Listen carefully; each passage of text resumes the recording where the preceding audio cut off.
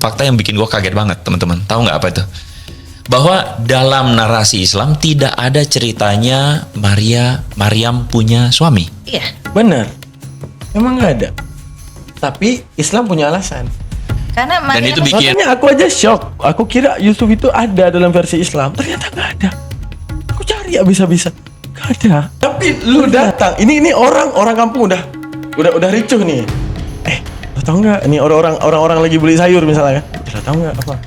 Maria tuh yang punya garis keturunan mulia tuh apa? Hamil dia coy, hamil. Hah? Serius lu? Iya, hamil dia, hamil. Oh, anak siapa?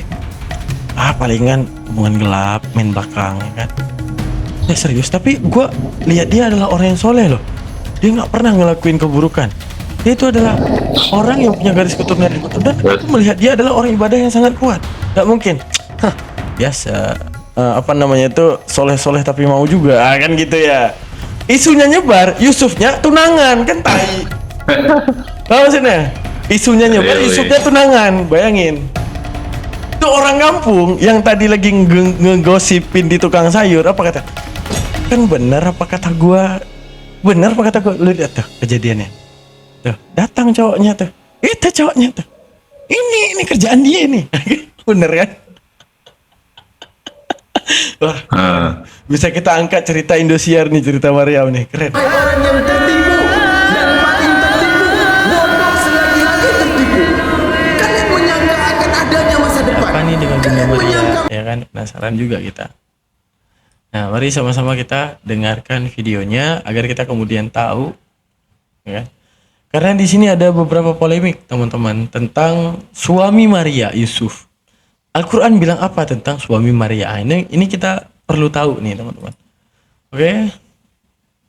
Kita lihat ya bagaimana kemudian perbincangan mereka, lalu bagaimana perspektif Al-Quran tentang hal tersebut.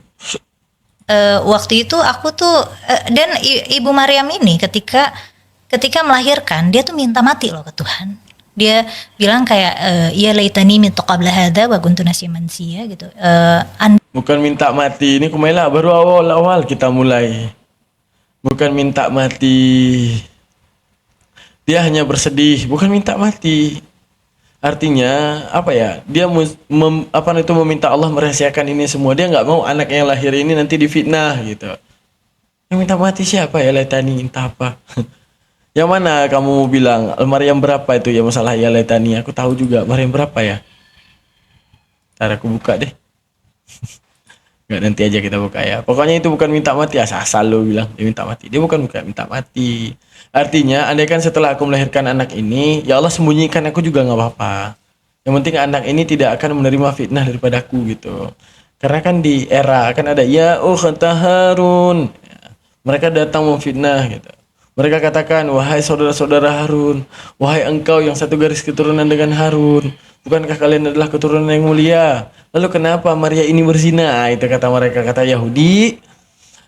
Sebelum Nabi Isa dilahirkan, itu yang dikatakan oleh Yahudi. Yahudi itu memfitnah Bunda Maria. Apa yang dia fitnah? Mereka memfitnah Maria itu sebagai penzina.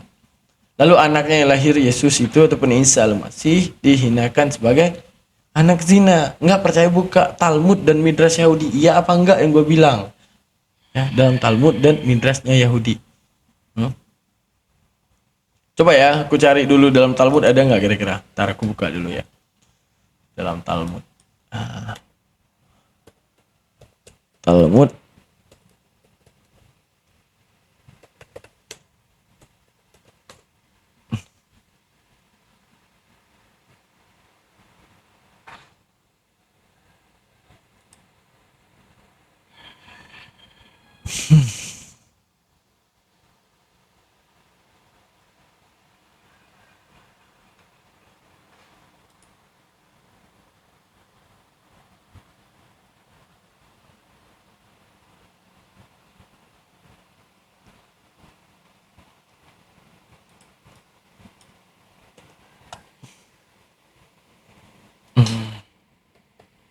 Yesus Kristus dalam Talmud nih. Kita baca sama-sama ya. Siapa Yesus Kristus dalam Talmud? Ini kita baca. Dalam Talmud halaman 28-29. Kristus disebut sebagai Otois, that's man, seorang anak-anak. Disebut sebagai seorang Kristen kalau ia mengikuti ajaran-ajaran palsu dari orang itu, Aboda Zarah. Nah, kalau seandainya kalian mengikuti Yesus, kalian disebut oleh Yahudi, ya. Karena gini, kalian nggak tahu mulai kemana sih sebenarnya. Kalian tuh nggak bisa berdiri sendiri. Kalian bergantung kepada perjanjian lama daripada orang Yahudi. Sedangkan ajaran yang kalian gantungkan, ajaran kalian ke ajaran tersebut nggak menyetujui ajaran kalian. Bahkan ajaran kalian juga disebut sebagai Avodah Zarah, ya, ajaran-ajaran palsu. Seharusnya orang yang kalian gantungi ajarannya, maksudnya gini, kalian lahir Kristen karena ada kitab Yahudi, kalau nggak akan bisa lahir gitu kan, kekristenan nih. Ketika kalian gantungkan, seharusnya mereka mendukung kalian, bukan menghina. Ini dihina kalian. Ini yang anehnya, kalian berada di tengah nih, Kristen, di tengah di antara Islam dan Yahudi. Yahudi nggak setuju sama kalian tuh, dikatakan kalian menyembah dewa-dewa palsu gitu ya. Nah, Avodah Zarah di Islam dikatakan kafir gitu. Kan aneh. Nah, terus Akum dari Meniodes, Rabi Moses Maimun, kelahiran Cordova Spanyol. Apa dia kata? Menunjukkan kenyataan bahwa terlaranglah untuk ikut serta dalam pesta-pesta Kristen dari Natal dan Paskah. Mampus. Karena pesta-pesta ini memperingati Talul. Apa itu? Seorang yang dihukum gantung disalib dengan terkutuk. Tuh mampus, Galatia 3:13. Nah, kelanjutannya ya. Dalam Talmud mengajarkan bahwa Kristus adalah seorang anak tak sah, anak haram. Tuh, kalian harus tahu tuh Talmud ngomong apa. Terima tentang fakta yang terjadi. Talmud mengajarkan bahwa Yesus itu sebagai anak haram. Itu Talmud Yahudi ya, bukan kitabnya Islam. Nah, dan berada dalam kandungan ketika waktu haid, tuh. Bahwa dia Yesus adalah seorang edan atau pandir, pembaca mantra penggoda, dan bahwa Kristus disalibkan dan dikuburkan dalam neraka. Itu pendapat mereka.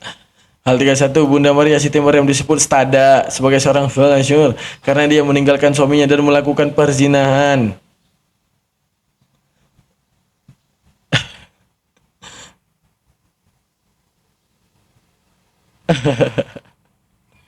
Wah, ngeri. Keren. Ini kalau di dalam Talmudnya Yahudi ya. Jadi kalian jangan bangga-bangga banget membanggakan Yahudi, sedangkan Yahudi sendiri aneh sama kalian gitu. Ya kan? Sampai mengatakan seperti ini. Nah, jadi ibaratnya gini. Nah, kita masuk ke Al-Qur'an tadi yang disampaikan oleh Maila tadi. Apa yang disampaikan bahwa apa namanya tuh? Bunda Maria itu minta mati, bukan minta mati, minta Allah merahasiakan agar kalau mau difitnah dia aja. Tapi kalau anak ini udah lahir, jangan ya Allah, biar aku aja yang difitnah gitu. Nah, jangan sampai anak ini membawa segala aibku gitu. Kan maksudnya bukan aibku ya, segala ejekan orang terhadap dia. Padahal dia kan perawan suci. Artinya apa? Allah ingin melahirkan seorang anak tanpa ayah gitu. Ya. Oke, kita lanjut dulu apa yang disampaikan oleh Kumaila. Andai saja aku mati dan dilupakan oleh orang-orang, itu berarti dia menderita banget. Dia tuh pengen orang-orang gak ada ingat sama dia, karena sekampung itu menghujat dia karena dia hamil di dengan Nggak ada, Bunda Maria itu putus asa buat, nggak ada. Makanya aduh, ini orang sok-sokan baca tafsir kek biar tahu gitu, nggak usah sok tahu. Dan konteks si ayat tersebut, ya laitani, dia meminta kepada Tuhan agar orang melupakannya. Karena apa? Bukan karena dia dihujat, karena dia tahu ini anak nanti karena hujatan terhadap dirinya, ini anak akan menanggung hujatan setelah dia. Dia minta kepada Allah melupakan segala hujatan tersebut. Bukan Bunda Maria minta mati, nggak ada. Bunda Maria itu sepasrah itu hidupnya, nggak ada. kehamilan yang tidak dia inginkan. Terus kan kena masalah hujatannya juga, dia adalah keluarga, dia adalah anggota keluarga dari para nabi. Jadi menurut aku iya, saat itu tuduhanku aku layangkan ke Tuhan. Kayak oke, mukjizat. Jadi kayak Tuhan ingin menunjukkan kuasanya. Boleh tahu nggak itu umur berapa? Mungkin SMP ya. SMP ya? Dia SMP aja udah bego berarti. Tepuk tangan buat Kumaila. Berarti dia dari kecil berpikir kritis tapi ke samping, bukan lurus. Dia pikirin lagi bagaimana ayat tersebut. Apa kekhawatiran daripada Maria saat itu? Kekhawatiran daripada Bunda Maryam terhadap anaknya akan memikul semua hinaan dia. Dia nggak khawatir terhadap dirinya sendiri. Aneh loh. SMA-an gitu. Oke, sorry, lanjutkan. Tapi bagian itu juga aku nggak bisa nggak ada tempat bertanya yang gimana-gimana karena lagi-lagi Ibu Maryam tuh bukan tokoh yang sesentral itu kan di Islam. Maksudnya nggak ada yang terlalu memedulikan secara detail gitu. Siapa yang nggak peduliin? Gua aja sampai takjub ceritanya. Nggak gini. Narasi Maila ini kayak dia mau ngasih tahu ke kita, Bunda Maria itu kayak sebenarnya nggak menerima takdir, tau nggak? Maksudnya gini, Allah menghormati Maryam, kok nggak akan dibuatkan surat Maryam. Dihormati Maryam, diabadikan namanya. Allah ingin memusatkan satu wanita yang mulia, bukan kayak lu gitu. Ya kan? Lu emang ada tercatat di mana gitu? Ya. Tapi kalau Maryam dicatatkan oleh Allah dalam firman-Nya, Maryam, ku angkatkan derajatmu, engkau adalah hamba pilihanku, maka akan ada rasulku yang lahir daripada rahimmu, bikalimati, dengan firmanku dia akan lahir, dengan kun fayakunku dia akan terjadi. Ya. Dan ruh untuk dia hidup akan kuberikan olehku agar dia hidup. Tidakkah engkau melihat? Ya. Dulunya Adam dan Hawa tanpa ayah dan ibu, tapi mereka aman aja, ya kan? Lalu hari ini aku ingin membuktikan kepada manusia apa yang terjadi kalau kuciptakan seorang anak tanpa bapak. Tapi akhirnya apa? Yahudi memfitnah dia sebagai anak haram. Yahudi memfitnah bahwa Maria sebagai penzina, gitu. Dia gak khawatir, bahkan dia bangga. Benar-benar dia kira, ya Allah makasih banyak telah memilihku. Ya kan? Makanya dikatakan, ya ukhtal Harun. Sesungguhnya Maria itu adalah orang yang taat. Maria itu taat dan sangat senang saat Allah mendatangkan Jibril kepadanya, memberitahukan akan lahir seorang anak daripadanya. Dia senang dan bangga. Jadi ya laitani tadi, ketika dia dibalik kebanggaannya, dia cuma memikirkan apa? Anaknya. Dia pikirin anaknya, ya udah nanti kalau lahir ya Allah izinkan aku dihilangkan aja. Jangan sampai ini anak nanti menanggung segala hinaanku. Soal dia bangga banget. Jadi tapi kalau ada soal narasi Kumaila ini kayak akan menyudutkan bahwa Maria ini sebenarnya nggak mau nerima nih. Sebenarnya dia nggak mau. Apaan mujizat kayak gini dihina seluruh kampung? Enggak. Maryam tahu bahwa setiap rasul-rasul era sebelumnya, ya, mau Harun mau siapapun, Allah uji juga dengan segala cobaan. Bahkan dia bangga menerima cobaan tersebut. Ya kan? Aneh-aneh aja nih orang. Ini seakan-akan ini mau kasih nampak bahwa sebenarnya Allah Ta'ala itu salah pilih orang gitu. Begitu dipilihnya Maria, kan Kumaila nih mau bilang apa? Kalau Allah pilih dia akan protes, ya Allah mujizat apa nih? Tiba-tiba gua hamil difitnah seluruh kampung. Itu lu. Tapi Maria karena dipilihnya oleh Tuhan. Misalnya kita dipilih oleh Tuhan untuk syahid. Bagaimana dipilih syahid dengan jatuhnya misil Israel ke depan muka kita? Wah. Pasti kalau Maila nih akan protes, ya Allah, engkau pilih aku syahid? Iya. Mujizat enggak? Mujizat. Apa? Jatuh misil ke muka. Enggak mau aku. Apaan mujizat kayak gitu? Rudal jatuh ke muka. Nah, lu sampai gitu. Lu gak ngejar esensinya. Karena esensi daripada syahid, lu itu masuk surga tanpa hisab.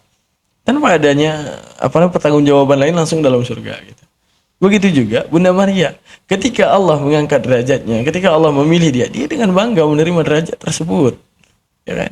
Tapi ayat tadi berbunyi, makanya baca dulu, tahu dulu dah ayat itu bilang apa, bahwa dia meminta kepada Allah, ya Allah hilangkan aku saja agar anak ini nanti bisa tumbuh kembang besar dan tidak diketahui bahwa ini adalah anakku, bahwa dia adalah seseorang yang tidak menanggung beban daripada fitnahan mereka terhadapku gitu. Dan iya, itu ketika aku sudah paham, aku menganggap itu tidak adil ketika aku sudah paham bagaimana perempuan bisa hamil. Masuk akal. Masuk akal. Menurut aku dikasih mujizat hamil dalam keadaan perawan, itu kan kita hamil dalam keadaan nggak siap gitu. Kalau misalnya aku yang Tuh kan? Tuh. Kalau kita dikasih hamil dalam keadaan perawan, itu kan dalam keadaan hamil nggak siap. Itu lu siapa anjir? Lu siapa? Lu kira lu penting banget buat Tuhan? Penting banget. Buktinya Allah pilih Maryam bukan pilih lu. Karena kalau pilih lu banyak cengkone gitu. Makanya Allah nggak pilih lu, Allah pilih Maryam. Ya kan? Makanya pada kelahiran Rasulullah itu disebutkan dalam satu hadis, lahir pada saat Rasulullah dilahirkan, saat itu yang menjadi saksi daripada kelahiran Rasulullah, Allah datangkan lagi ruhnya Bunda Maria ataupun ruhnya Maryam, ruhnya Asiyah istri Firaun, kan? Untuk menyaksikan kelahiran Rasulullah. Nah, Bunda Maria adalah orang yang suci, yang enggak membantah dan taat kepada Allah. Yang kayak lu kasih bangkang Allah aja kejadian lu kan. Nah, tapi Bunda Maria itu, gue kesel banget sama ini orang. Ini kita hamil dalam keadaan perawan. Ini hamil kita nggak siap. Itu lu.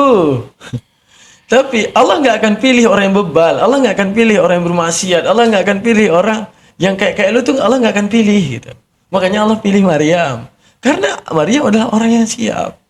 Karena ibadahnya Allah gariskan dia daripada keturunan Harun. Dari keturunan Nabi Harun. Dari keturunan orang-orang yang mulia. Dari keturunan orang-orang yang sanggup untuk beribadah dan menerima segala takdir dan konsekuensi daripada Allah.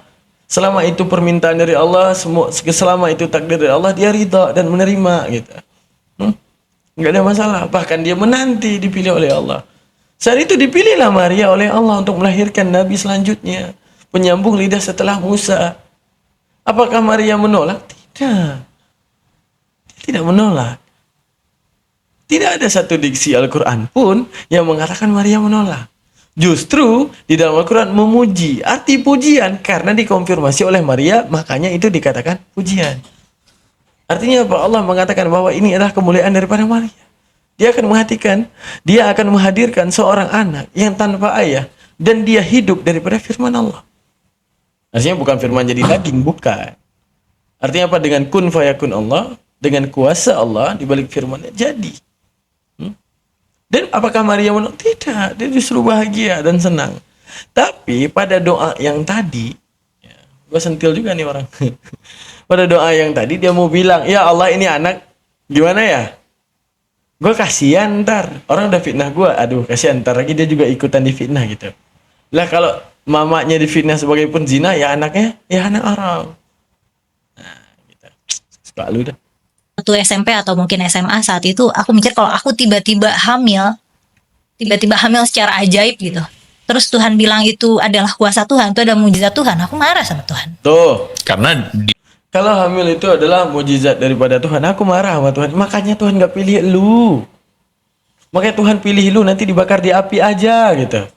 Ya, Allah pilih Bunda Maria menanggung semua takdir ya kan, dan bahagia dengan takdir yang terjalani kepadanya karena dipilihnya dia sebagai dalam rahimnya lahirnya seorang nabi gitu. Enggak milih lu. Lu siapa yang milih? Malik Zabaniyah yang jaga neraka. Ya. Siapa yang milih lu? Mukarwa Nangkir buat ditanyain. Siapa yang pilih lu nanti? Malaikat Sujaul Aqra, malaikat Ruman, ya itu yang pilih lu. Tenang aja, lu akan dipilih kok sama mereka. Tapi untuk seorang Maria, Allah yang pilih langsung. sama society dijauhin, Betul. diomongin gitu. Betul. Sedangkan misalnya nabi-nabi lain yang mujizatnya keren-keren kan ketika perform mujizatnya dia langsung gain respect gitu. Secara otomatis Semua orang pada mengagumi. Kok begini? Iya, tapi kenapa giliran Ibu Maryam itu begini dan Oh, bagi dia mujizat Maria itu nggak keren. Sekarang gini, ini aku tanya ya yang di penonton di TikTok. Ya. Kira-kira nih ibu-ibu yang lagi nonton di TikTok, kalau Allah menakdirkan apa? Adanya seorang rasul yang lahir daripada rahimmu. Rasul nih, bukan anak ini, bukan anak tukang orang jual daging nih, ya, bukan anaknya presiden nih, ya kan? Bukan anaknya siapa nih, rasul nih. Datang nih Rasul kepadamu nih. Dia bilang ya, Bu, aku Jibril. Jibril ya kan, malaikat saya kan. Allah ingin kamu menghamili, bukan dia menghamili orang, bukan. Maksudnya mengandung seorang Rasul yang ada di rahimmu. Kira-kira ibu senang atau tidak? Coba jujur, coba di chat di bawah. Coba di chat di bawah. Ini orang protes, bagi dia nggak keren. Enggak keren kalau yang lahir itu yang lahir itu biawa gitu. Ada Budawi, ya kan? Wow, itu surga beneran. Jadi si Maila ini aneh gitu. Dia bilang, gua bakal memprotes Tuhan kalau tiba-tiba gua hamil dalam keadaan nggak siap. Apa? Hamil lagi perawan. Yang lahir bukan anak kecebong, coy. Yang lahir di perut Bunda Maria bukan anak kecebong. Tapi Rasulullah, siapa? Isa alaihi salam. Allah ingin wujudkan kepada Bani Israel saat mereka mengatakan dirinya apa? Mereka mengatakan dirinya adalah paling derajat tertinggi bangsa pilihan. Karena apa? Bapak-bapak kami, keturunan-keturunan kami adalah merupakan bangsa-bangsawan. Keturunan bangsa-bangsa yang dimuliakan Tuhan. Bacot. Allah memilih Bani Israel karena paling banyak diturunkan Rasul. Makanya jangan salah-salah. Kalau versi Oten, Bani Israel bangsa pilihan karena apa? Karena dirahmati Tuhan, kan gitu ya. Versi Islam nggak ada, coy. Versi Islam dipilihnya Bani Israel bangsa paling bebal. Mereka yang pernah makan manna wa salwa, makanan dari surga, tapi masih tidak beriman kepada Allah. Mereka adalah yang paling lancang, ingin menemui Allah dan meminta Musa untuk mempertemukan mereka dengan Allah. Mereka bebal. Ada Nabi Uzair ataupun beberapa nabi di dalam Al-Baqarah disebutkan dibunuh oleh mereka. Padahal tugas Nabi hanya menyampaikan kebenaran. Tidak pernah mengusik mereka. Tidak pernah mengganggu dapur mereka. Tidak pernah mengganggu istri mereka. Tidak pernah mengganggu anak mereka. Agar tapi apa? Kebebalan mereka membunuh para rasul. Jadi terpilih versi Islam karena bebal. Karena bandel. Jadi yang salah arti versi pilihan-pilihan itu. Jadi pilihan karena Allah terpilih untuk banyaknya rasul karena kebebalan. Hingga akhirnya apa? Allah tutup case. Isa, ini kau yang terakhir ya, turun di sini, siap. Aku tutup case Bani Israel. Aku mulai tengok nih kalau selain bangsa Israel. Turunkan ke Arab dari dari keturunan Ismail, turunlah Nabi Muhammad, berlaku sampai sekarang, agama itu terjaga sampai sekarang. Kenapa? Semua menerima, semua membuka pikiran. Lalu kalau Allah turunkan Nabi Muhammad di Bani Israel, apa enggak jadi lagi difitnah Nabi Muhammad? Ya kan? Jadi Allah wujudkan ini Bani Israel nih, bangsa paling bebal nih. Oke, lihat nih, saksiin dah. Sampai ke Isa difitnah juga. Oke, ya udah nih. Lahirin nih dari bangsa Arab. Tengok ada kayak kalian, nggak ada. Nah, ini ibu-ibu tadi udah komen. Ini ada yang komen senang, happy banget. Wah, auto surga benar. Ya. Nah, happy katanya. Bunda Leli bilang apa? Senang banget, paling senang. Nah, benar. Jadi lu mikir ya. Kalau Maila bilang tadi apa? Gue disuruh tiba-tiba hamil sama malaikat. Padahal gue masih perawan. Wah, itu hamil dalam keadaan gak siap. Bukan anak cebong, coy. Anak rasul. Ya, anak yang lahir itu rasul. Ya. Orang yang akan diberkati oleh Allah, yang didekatkan kepada Allah. Orang yang kemudian Allah rahmati dalam setiap hidupnya. Dan lu adalah perwakilan daripada anak tersebut.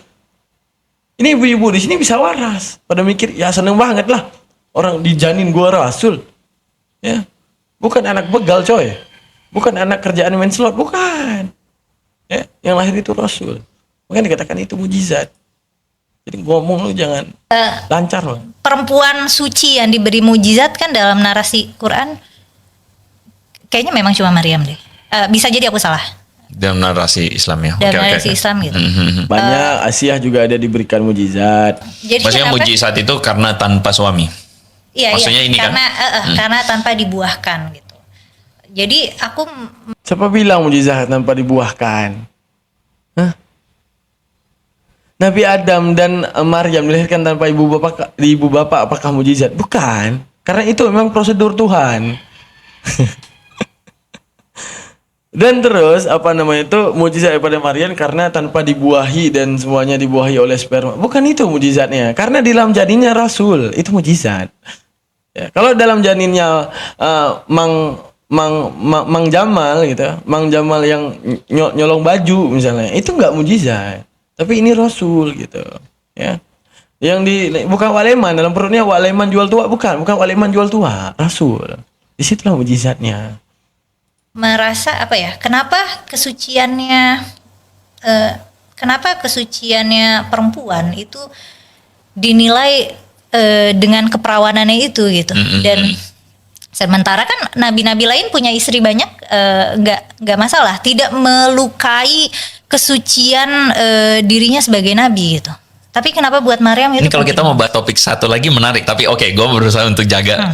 Tadi sebelum Sementara kan nabi-nabi lain punya istri banyak, kawanannya itu gitu. Dan Sementara kan nabi-nabi lain punya istri banyak, nggak masalah, tidak melukai kesucian dirinya sebagai nabi gitu. Tapi kenapa buat Maryam itu? Ini kalau kita mau bahas topik satu lagi menarik, tapi oke, gue berusaha untuk jaga.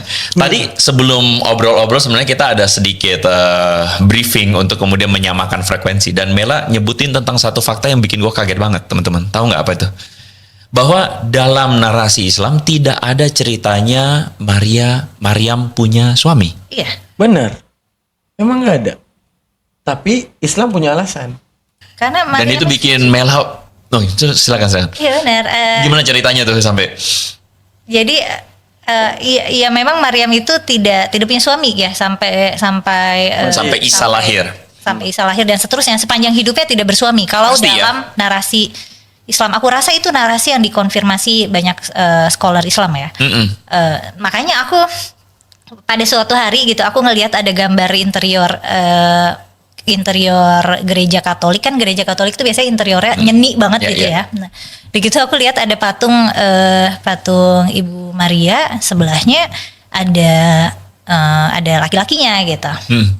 Terus tapi ada bayinya. Dan tadinya aku kira laki-lakinya itu Yesus gitu. Tapi Ibu Maria gendong bayi gitu atau anak kecil. Terus aku nanya, ini siapa gitu. Itu Santo Yosef. Siapa gitu. Suaminya Maria gitu. Terus aku kayak, hah, kok punya suami sih? Karena kalau di Quran tuh Tidak ada itu. Lebih ke sebenarnya tidak secara eksplisit dijelaskan begitu, tapi ada narasi mungkin disebutkan 2 kali di Quran, ada kayak rahimnya, sebenarnya sih secara literal sebutnya kemaluannya ya, disucikan gitu loh. Farjaha, pakai kata Betul, farjaha. ahsanat farjaha gitu. Coba bilang ahsanat farjaha itu adalah ini orang memang nggak pelajari emang ilmu balaghah itu bagaimana perpalingan bahasa daripada kalau seandainya itu udah bermakna balaghah. Gini, gue ngomong ke lu misalnya, gue ngomong nih ke lu, aku tadi main futsal bersama kambing. Apakah di otak lu terbayang kambing main futsal sama gue? Bukan, tapi ada orang nggak mandi. Itu otak lu bisa gue sebutin ini berpikir ke arah yang lain gitu. Nah, jadi Allah menyebutkan ahsanat farjaha, ya. Karena itu adalah satu kata kiasan yang sama seperti tadi, dinamakan dengan isti'ar. Ini orang katanya ilmu tafsir, tapi itu nggak paham. Balaghah sampai mana sih? Emang tunggu, gue pengen tahu di kuliahan Maila tuh ngajarin tafsir sampai mana sih? Kayak nggak tahu apa-apa gitu dalam bidang tafsir gitu. Isti'ar lafdi, murakabi, isti'ar manawi, isti'ar ifradi, dia kayak nggak tahu apa-apa gitu. Oke teman-teman, kita mau bahas yang tadi dulu ya. Jazakallah Bunda Mila. Aku mau bahas yang tadi dulu. Dalam literasi Islam tidak ada yang namanya Maria itu nikah dengan Yusuf. Benar. Tidak ada sampai mati. Maria tidak menikahi Yusuf. Kenapa? Nah, karena gini. Kita buka dulu ya. Ini yang difitnahkan oleh Yahudi. Nih, ini dalam Midrash ya. Apa yang difitnahkan? Bunda Maria, Siti Maryam disebut sebagai stada, sebagai seorang pelacur karena ia meninggalkan suaminya dan melakukan perzinahan. Paham maksud saya? Kalian nggak connect ya di sini, kata-kata ini kalian nggak connect. Bunda Maria, Siti Maryam disebut sebagai stada, sebagai seorang prostitut karena ia meninggalkan suaminya dan meninggalkan perzinahan. Kalian paham maksudnya ini? Paham nggak? Ini aku bahas nih biar kalian pada paham. Nah, sekarang gini, mana ini? Kita bahas ya. Jadi teman-teman coba diperhatikan. Bunda Maria dimantapkan Allah, kan kata Allah dalam Al-Qur'an, makanallahi ayat takhidha min walad, subhanallah. Subhanah. Tidak patut bagi Allah mengambil seorang anak ataupun mengatakan Allah itu beranak. Subhanah, bersihkan tuduhanmu daripada hal tersebut. Artinya apa? Allah konsisten. Allah ingin mewujudkan Maria tanpa suami, ingin mewujudkan bahwa kebenaran sejati itu bukan daripada garis keturunan, makanya Allah sengaja mewujudkan bahwa Nabi Isa tanpa garis keturunan daripada bapa, di mana Bani Israel terlalu membangga-banggakan dirinya karena punya garis keturunan daripada bapa. Allah mantapkan Nabi Isa seorang Yahudi yang tanpa bapa. Allah konsisten sampai selesai. Bahwa ketika mereka menuduh Maria berzina, mereka sampai mati-matian nyari suaminya siapa, nggak dapat. Mereka nyari tuh suami Maria nggak dapat. Menunjukkan apa? Sampai mati Maria itu nggak ada orang yang datang kepadanya. Sampai mati pun Maria nggak ada didapati suaminya. Bahwa benar ini anak lahir tanpa bapak. Bahwa benar ini anak lahir tanpa bapak. Dan tanpa bersuami. Dan tanpa ada diksi-diksi di balik bahwa Maryam itu berzina. Sekarang kita balik ke Oten. Oten meyakini bahwa Maria itu memiliki suami ataupun ayah tiri Tuhannya, Yusuf, Santo Yosef. Ingat. Saat Maria hamil, disitulah bertunangan antara Yusuf dengan Maria. Dalam kitab Talmud, apa yang mereka fitnah? Maria berzina. Lu paham nggak maksudnya? Artinya apa? Padahal diksi yang seperti ini ingin mewujudkan satu dukungan terhadap Yahudi. Buktinya apa? Tuh, Maria hamil. Tuh, buktinya Maria nikahnya sama Yusuf. Tuh, Yusuf tuh kerjaannya tuh. Tuh, buktinya ditanggung jawabin sama Yusuf. Paham maksud gua? Paham maksud saya, teman-teman? Al-Quran memantapkan sampai selesai. Maria itu emang Allah wujudkan tanpa seorang suami karena memang lahir daripada perawan yang suci seorang rasul yaitu Nabi Isa. Nah, sekarang ada perbedaan pendapat. Nah, masalah Yusuf itu adalah saudara sepupu Maria. Nah, itu ada. Ini versi Al-Quran ya. Kita akan jawab versi Al-Quran. Nah, tunggu. Nah, ini.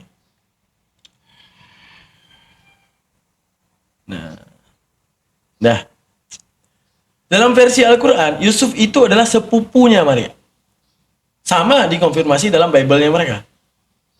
Yusuf itu bukan suami Maria, tapi saudaranya Elizabeth, suaminya Zakaria. Ya, Elizabeth suaminya si Zakaria yang mempunyai saudara yang namanya Yusuf. Nah, daripada bukan suaminya, Yusuf adalah saudaranya Elizabeth. Oke? Sekarang gini, yang kita mau nggak nampak ayatnya, nggak usah. Ini kita lagi ngasih gambarannya. Oke? Ini satu daripada Ar-Razi, ya. Ar-Razi dalam satu hikayahnya menceritakan bahwa yang ini diambil daripada hadis Nabi. Dia menceritakan apa yang diceritakan? Bahwa ada satu perjalanan antara Siti Maryam dan Yusuf. Yang Yusuf itu adalah sepupunya. Begitu dia jalan dengan Yusuf, ditanyakan, Maryam, ada sesuatu yang ingin kusampaikan kepadamu, tapi aku tak berani menyungkapkan, aku takut kamu itu tersinggung. Kata Maryam, ahsana. Artinya apa? Sampaikanlah dengan baik. Ya? Ahsana lisanik. Sampaikanlah dengan baik. Dia sampaikan, wahai Maria, kan kakaknya hamil tuh. Wahai Maria, ngekode.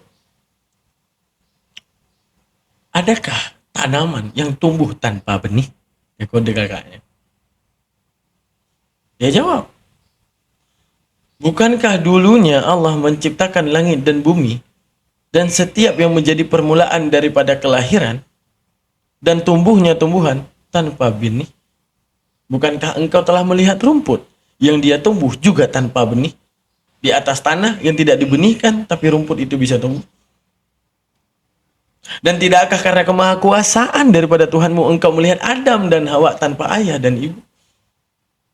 Akhirnya Yusuf dan percaya bahwa itu adalah kekuasaan Allah, dan dia percaya di dalam kandungan kakaknya, ya, Maria adalah anak yang mulia dan anak yang suci, dan anak tersebut adalah seorang rasul. Itu versi Islam. Versi Oten jadi suami. Kapan? Yang masalah gini. Kalau seandainya Maria melahirkan, setelah melahirkan nikah sama Yusuf, masih aman. Fitnahan Yahudi tadi masih aman. Tapi ini Maria hamil tunangan sama Yusuf.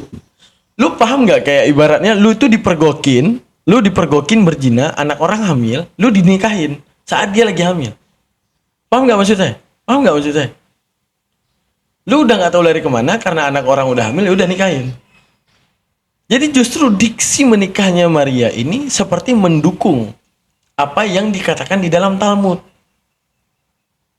Makanya dikatakan dalam Talmud bahwa Yesus anak haram karena anaknya si Pantera. Siapa Pantera? Pantera itulah Yusuf. Jadi versi kalian itu versi Oten namanya Yusuf, versi Yahudi namanya Pantera. Bentar aku lihat ya, ada nggak di sini ya? Talmud mengajarkan bahwa Kristus anak tak sah, anak haram dan berada dalam kandungan ketika waktu haid. Ya. Bahwa dia Yesus adalah seorang edan, pandir, pembaca mantra, penggoda dan bahwa Kristus salibkan dan dikuburkan dalam neraka. Itu versi mereka. Jadi tuduhan tersebut mereka yakini dengan adanya si Pantera. Nah, itu dalam kitab mereka ada si Pantera. Kalau versi Kristen kan ini, Kristen mengenalnya dengan Yusuf. Nah, Yahudi mengenalnya dengan nama Pantera. Nah. Ya bukan? Ya bukan Bang ini. Aku pengen nih ngomong sama Bang Billy. Bang Billy, naik dulu bentar. Aku ada sedikit keraguan nih Bang Billy. Bang Billy, naik dong. Aku keraguan di sini. Joseph bin Pantera, bener kan? Joseph bin Pantera kan? Atau gimana? Gimana Bang Billy? Aku pengen tahu. Maksudnya pengen tahu gini. Enggak kayak gini. Bener nggak dalam fatwa Yahudi? Dalam fatwa Yahudi kita menjujur-jujuran. Bener nggak dalam fatwa Yahudi bahwa Maryam ini berzinanya sama Yosef? Bener nggak? Atau aku hanya menebak saja? Dalam fatwa Yahudi, misalnya dalam Talmud dan Midrash gimana itu? Kira-kira pandangannya. Aku pengen tahu aja pendapatnya gimana tuh.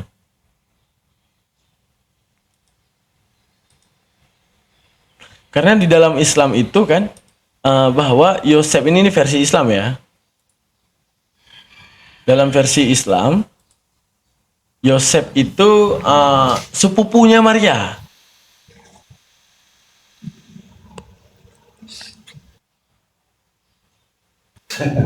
Santai tidurnya dulu. Iya. Jadi kalau mau mengambil dari Talmud, nah itu harus dipahami dulu apakah tokoh Yesus di situ di Talmud sama dengan Yesus yang ada di PB. Nah, karena Yesus yang di Talmud pertama dia murid dari seorang rabi. Nama rabinya Yehoshua bin Perakia. Coba cari di situ Yehoshua bin Perakia. Nah, Yesus itu